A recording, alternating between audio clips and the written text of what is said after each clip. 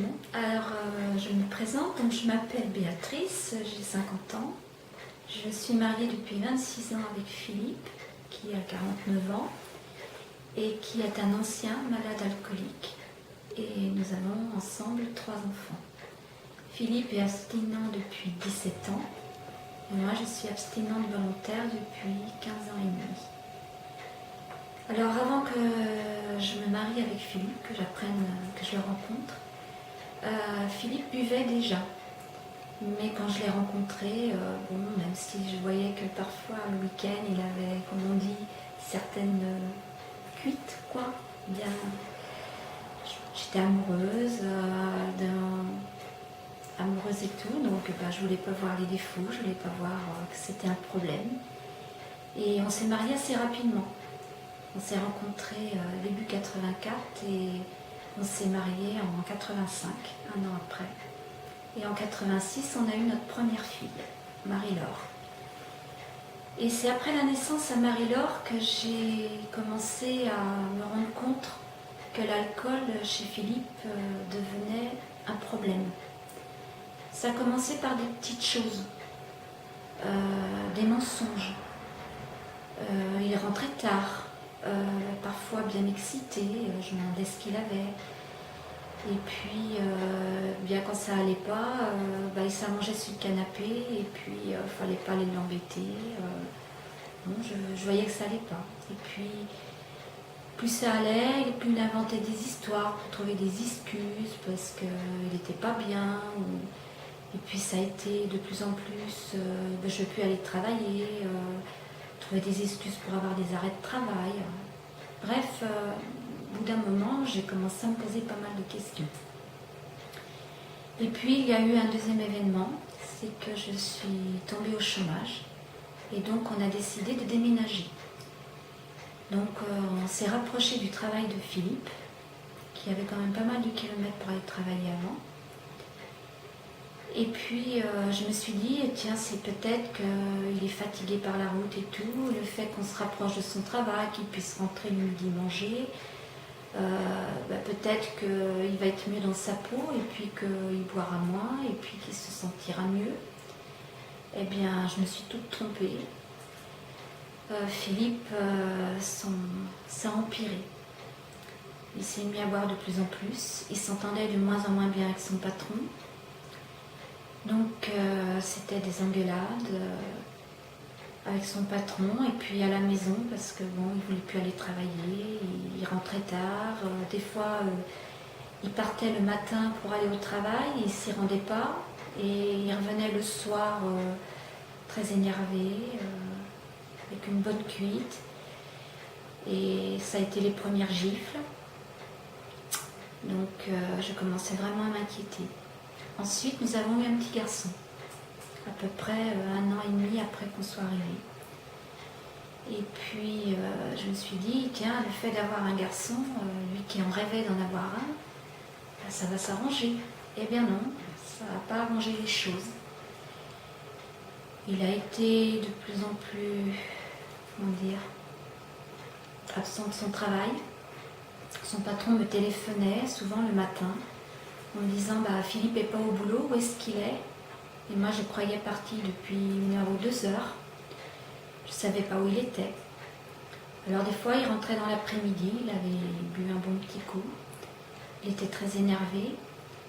Et quand ça allait vraiment pas, j'appelais le médecin qui lui donnait de l'arrêt. Au bout de 15 jours, il reprenait le boulot et puis ça marchait 8 jours et puis ça recommençait.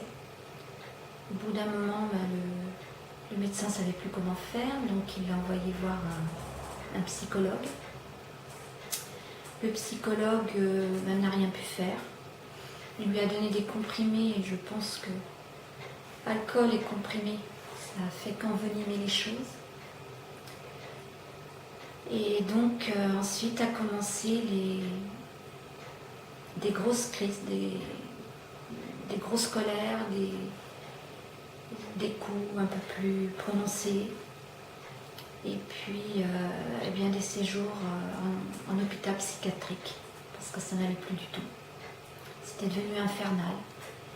Il commençait dès que j'essayais de lui parler, j'essayais de lui dire écoute, qu'est-ce qui va pas et tout, il me disait oui, tu comprends rien.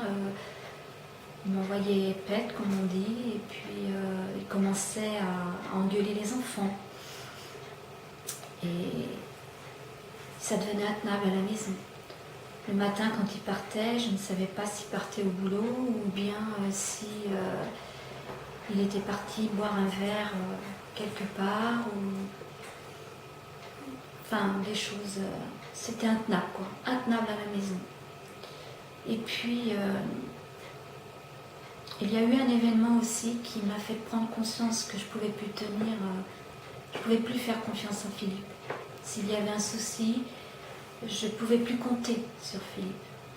Un jour, ma petite fille, la dernière, la troisième, qui est née 14 mois après Jean-Philippe, a manqué de mourir une nuit d'une crise d'asthme.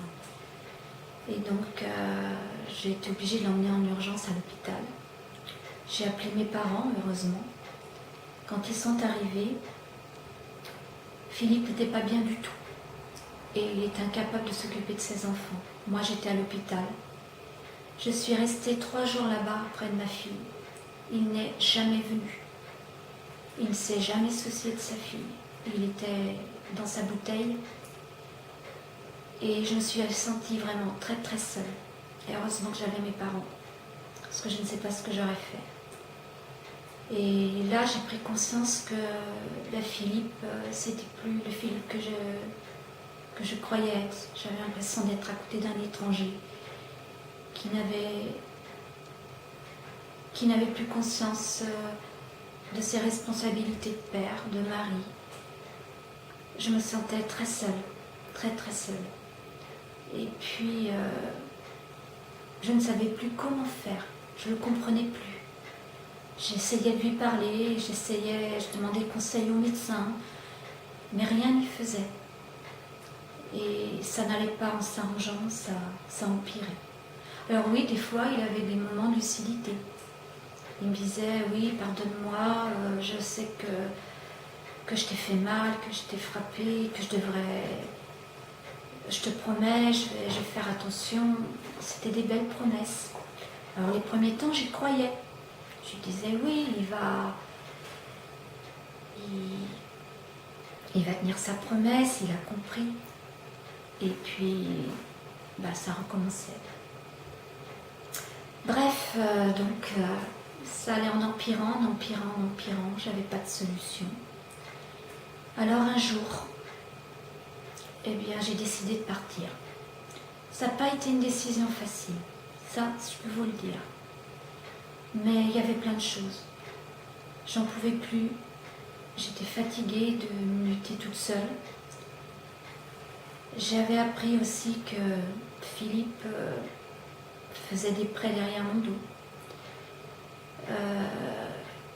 Donc j'avais des problèmes d'argent, j'arrivais plus à communiquer avec lui. Les enfants commençaient à en souffrir. Ma fille rentrait de l'école en pleurant parce que ses amis se moquaient de son père en lui disant que c'était un soulard, enfin plein de choses. Et puis j'avais honte aussi du regard de mes voisins. Parce que j'entendais bien, j'avais l'impression qu'il me regardait d'un seul œil. Oui, son mari, il est toujours à Sainte-Jeanne, il fait que de boire. Donc un jour, je suis partie. Voilà, j'en avais marre, je ne pouvais plus. Je suis partie. Et c'est là que Philippe a eu le déclic. Je crois qu'il s'est rendu compte que, oui, Béatrice, elle n'est plus là, je suis tout seul. Et il a eu le déclic. Et il est parti se faire soigner. Ensuite, on lui a donné les coordonnées de Vie Libre. Et puis, il a rencontré Vie Libre qui l'ont aidé à s'en sortir. Ensuite, au bout d'1 an et demi de séparation, il est venu me voir un jour et il m'a dit « J'aimerais revenir avec toi ». Et moi, j'ai pas voulu. Je voulais pas revivre ce que j'avais. Il me disait qu'il avait changé, qu'il allait tenir sa promesse, qu'il ne boirait plus jamais. Mais il m'avait tellement raconté ça avant que j'arrivais plus à le croire. Alors, je lui ai dit que je refusais et tout, que j'attendais de voir. Il n'a pas insisté. Il est reparti. Puis quelques mois après, un jour, il est venu me voir en me disant, écoute, Vie Libre organise un pique-nique pour les enfants. J'aimerais que tu viennes. Premier coup, j'ai dit non, je veux pas. Et puis, je lui ai expliqué, je lui ai dit, là-bas, on va me parler d'alcool, on va te plaindre, Vie Libre va te dire, pauvre petit Philippe, et tout. Et j'avais pas envie d'entendre parler d'alcool. J'avais pas envie d'entendre parler des problèmes de Philippe. J'avais tiré un trait dessus. Et puis en insistant, il a réussi à me persuader, donc je suis allée à ce pique-nique. Et c'est vrai que pendant toute la journée, personne ne m'a parlé d'alcool. On a passé un après-midi avec les enfants, tranquille. Et puis à la fin, Germain, qui faisait partie de la section, est venu. Et puis il a commencé à me parler de Philippe et tout. Alors j'ai craqué. J'ai craqué. Et puis des femmes, des conjointes, principalement, sont venues. Puis j'ai discuté avec elles. Et ce jour-là, je me suis rendu compte que j'étais pas toute seule.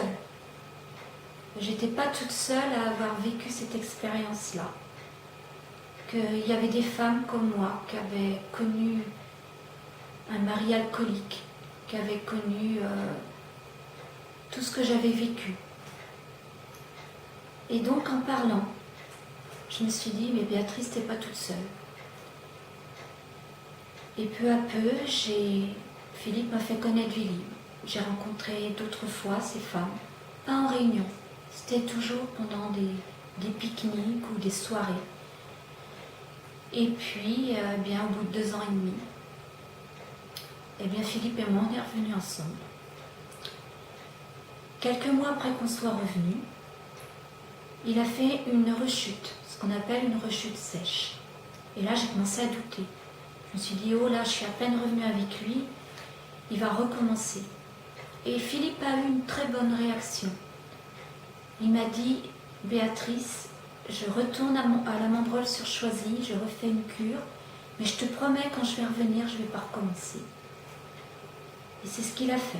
Il a été se re-soigner, faire sa 2e cure.